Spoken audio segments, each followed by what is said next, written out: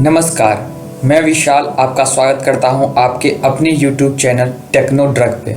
Technology से जुड़े video देखने के लिए आप हमारे चैनल टेक्नो ड्रग को सब्सक्राइब कर सकते हैं।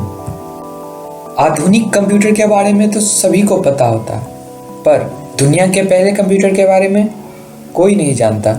इसलिए ये वीडियो उन लोगों के लिए है जिन्हें दुनिया के पहले कंप्यूटर के बारे में जानने की इच्छा है।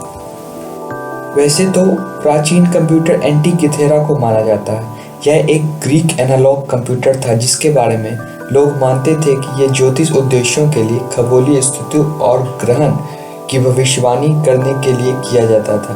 एंटीकिथेरा तंत्र दूसरी शताब्दी ईसा पूर्व का है और इसे 1901 में क्रीट द्वीप एंटीकिथेरा के पास एक जहाज के मलबे से खोजा गया था। वैसे हमें इतना भी प्राचीन नहीं जाना है।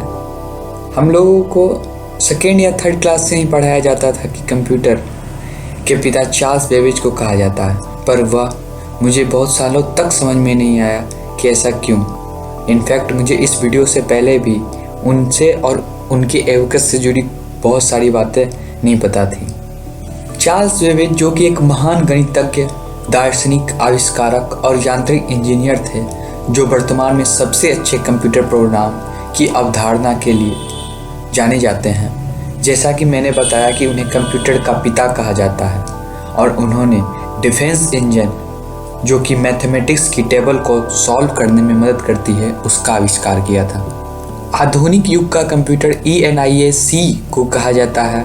ENIAC का full form electronic numerical integrator and computer है, जिसे 1945 में बनाकर तैयार किया गया था और इसे द्वितीय विश्व युद्ध के दौरान संयुक्त राज्य सेना के लिए जटिल संख्यात्मक गणनाओं को हल करने के लिए डिज़ाइन किया गया था।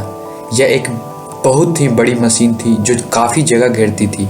यह एक विद्युत से चलने वाला यंत्र था जिसे 17,468 वैक्यूम ट्यूब्स का उपयोग करके बनाया गया था। इसे यूनिवर्सिटी ऑफ पेंसिल्वेनिया के द्वारा बनाया गया था। इसका design JW Macaulay and J प्रेस्पर ikat ने किया था। ENIAC का प्रोसेसर किसी सिंगल इंटीग्रेटेड सर्किट या माइक्रो प्रोसेसर के रूप में नहीं था, जैसा कि आजकल के मॉडर्न कंप्यूटर्स में होता है।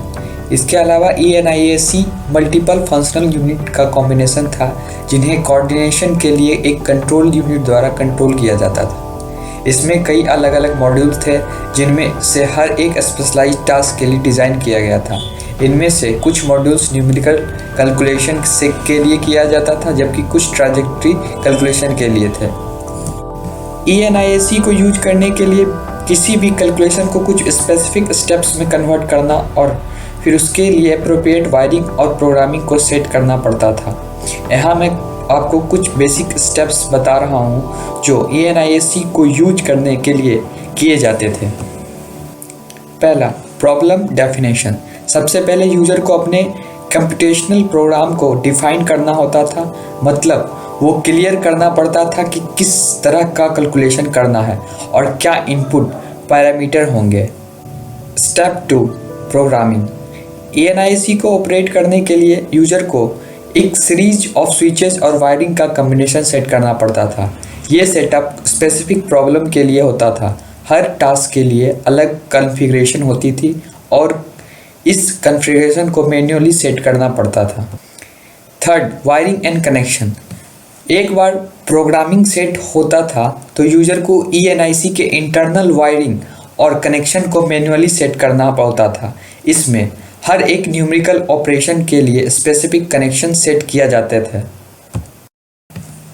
Step 4, data input. Data input करने के लिए यूज़र को ENIAC के द्वारा प्रोवाइड किया गए स्विचेस को उपयोग करना होता था। न्यूमेरिकल वैल्यूज़ को बाइनरी फॉर्म में रिप्रेजेंट करने के लिए स्विचेज का इस्तेमाल होता था। Step 5, execution. जब सब सेट हो जाता था तब ENIAC को एक रन कमांड दिया जाता था। इसके बाद ENIAC ऑटोमेटिकली प्रोग्राम कैलकुलेशन को एग्जीक्यूट करता था। हर टास्क के लिए स्पेसिफिक सीक्वेंस ऑफ ऑपरेशन को परफॉर्म करता था। Step 6, result.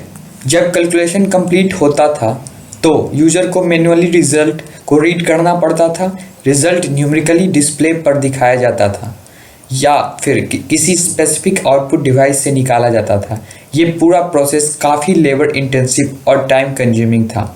हर एक कंप्यूटेशनल के लिए ENIC को फिजिकली प्रोग्राम करना और रीवायरिंग करना पड़ता था, लेकिन ENIC के द्वारा किए गए कैलकुलेशन ने साइंटिफिक रिसर्च और आर्टिलरी ट्रैजेक्टरी कैलकुलेशन में काफ़ी मदद की और इसने कंप्यूटर टेक्नोलॉजी के विकास को बढ़ावा दिया। ENIAC के डिज़ाइन में कई समस्याएं भी थी, जैसे कि टेम्परेचर का वेरिएशन, वैक्यूम ट्यूब्स फेलियर और कम्प्लेक्स रिप्रोग्रामिंग प्रोसेस। लेकिन ENIC ने कंप्यूटर टेक्नोलॉजी की दिशा में एक नया मैदान खोला और इसके प्रयोग से कंप्यूटर साइंस के विकास में बड़ा योगदान मिला। कुछ कंप्यूटर को प्रोटोटाइप भी बनाया गया था, जैसे जर्मनी में कॉनराड जूस का Z3 1941 में तैयार हुआ और ऑटोनोस ऑफ बेरी ABC कंप्यूटर जो संयुक्त राज्य अमेरिका द्वारा 1940 दशक में पूरा हुआ। इन शुरुआती कंप्यूटर ने आधुनिक कंप्यूटिंग तकनीक का मार्ग प्रशस्त किया, जो कि आज बहुत सारे बदलावों का कारण है। मेरी वीडियो देखने के लिए आप सभी को धन्यवाद करता हूँ।